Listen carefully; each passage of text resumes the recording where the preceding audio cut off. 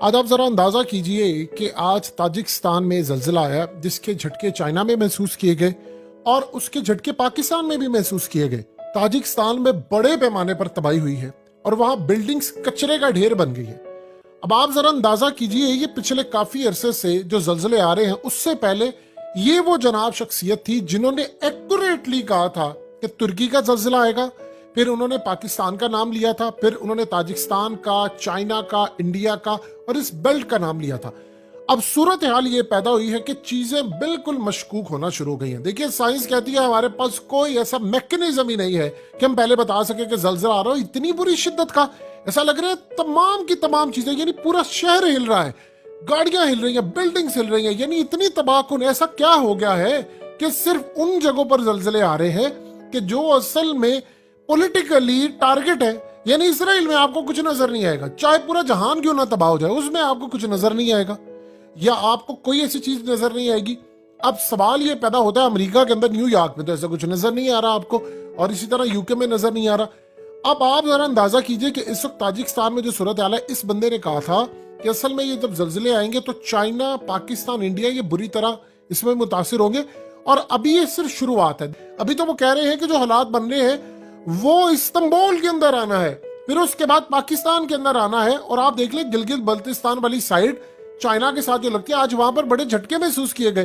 तो गिलगित बल्तिस्तान जो काशकर वहां से शुरू होता है, आगे गिलगित बल्तिस्तान और आगे जाता है, उसको अगर टारगेट किया जाता है तो आप सीधा सीधा सीपैक को टारगेट कर रहे हैं। इस सूरत हाल में अगर चाइना को नुकसान पहुंचता है तो देखिए, अगर इसका सबसे ज्यादा फायदा देखा जाता है किसको होता है, वो अमेरिका को फायदा होगा, वो दुनिया को फायदा होगा।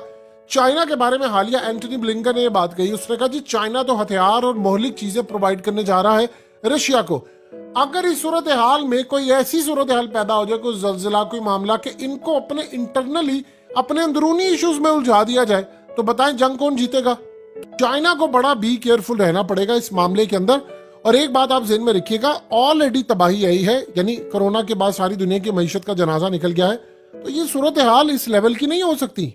हमें इन चीजों को मेक श्योर करना पड़ेगा कि चीजें किस लेवल तक जा सकती है। देखिए, अगले कुछ अरसे के अंदर हालात ये बता रहे हैं कि पाकिस्तान, चाइना और खास तौर पर सेंट्रल एशियन कंट्रीज ये निशाना बनने जा रही है, और बड़ी बुरी तरह। आप बताएं साइंस कहां पर खड़ी है जिसके पास इतनी टेक्नोलॉजी है? वो कहते हैं जी हम पता ही नहीं करवा सकते। भैया आप क्यों पता नहीं करवा सकते? एक बंदा एक्यूरेटली एक इदारे का सरबराह है, वो आकर दुनिया को बताता है कि जी मेरी टीम के अंदर ऐसे लोग काम करते हैं, वो आपको बताएंगे। और उसी टीम का एक मेंबर जो उठकर आपको अगर बताता है कि देखिए ना कि आपके मुल्क में जल्जिला आ सकता है, पाकिस्तान वाली साइड पर भी चांसेस है, इधर भी है, चाइना को बुरी तरह, उसने असल में जो बात कही थी कि चाइना को बुरी तरह हिट किया जा सकता है। अब ये जो चीज आई है ये वार्निंग भी हो सकती है। यानी आर्टिफिशियल इंटेलिजेंस के दौर के अंदर आपको ये पता चलाना कितना नामुमकिन है कि जल्जिला आ सकता है या नहीं आ सकता। क्योंकि ऐसा नहीं है कि अचानक को जमीन के अंदर पहले वो माहौल बनता है, उसके सिग्नल्स आते हैं, उन सिग्नल्स के बाद आपको पता चलता है कि हालात क्या है। ये चीजें तो काबिल कबूल अब लगने वाली है ही नहीं। लेकिन सवाल ये पैदा होता है कि क्या रशिया या चाइना इस पर कोई रिपोर्ट जारी करेंगे, बताएंगे कि आया ये काम हो रहा है, हो सकता है। क्योंकि देखिए इस वक्त ना तो पाकिस्तान इस पोजीशन में, इवन कि आप देख लें कि तुर्की हमसे काफी आगे, लेकिन अर्दोगान इस पोजीशन में नहीं है कि इस पर कोई लपकुशाई कर सके। यही वजह है कि हमें 60 साल एजुकेशन के मामले पर इतना बुरा रखा गया। जिन्होंने हमारे मुल्क का नक्शा डिजाइन किया था, उन्होंने ये चीज सोची थी कि इनको रोटियों के लाले लगा दे, ये टेक्नोलॉजी में आगे ना जा सके, ये इन चीजों में आगे ना जा सके कि कल को ये हमारे सामने खड़े हो। वियतनाम की जंग थी अमेरिका की, उस जंग के अंदर अमेरिका ने टेक्नोलॉजी इस्तेमाल की, और मिचियो काको इस बात को क्लियरली कह चुके हैं कि बारिश बरसाने के लिए। ये 60 की दहाई है। उस वक्त आप किसी बंदे को कहते तो शायद वो आपकी जान ले लेता और कहता ओए तू ये बात कर रही है तो सिर्फ कुदरत कर सकती है। आज देख ले दुनिया सारी कर रही है, आप जाकर देख ले हर मुल्क कहीं ना कहीं क्लाउड सीडिंग कर रहा है। तो ये जो कहानी है, हमें तो जहन साजी हमारी होने नहीं दी गई, बड़े प्लान के साथ हमें बर्बाद किया गया। और अगले कुछ अरसे के अंदर भी ये चीजें एग्जैक्टली इसी तरह होती नजर आ रही है।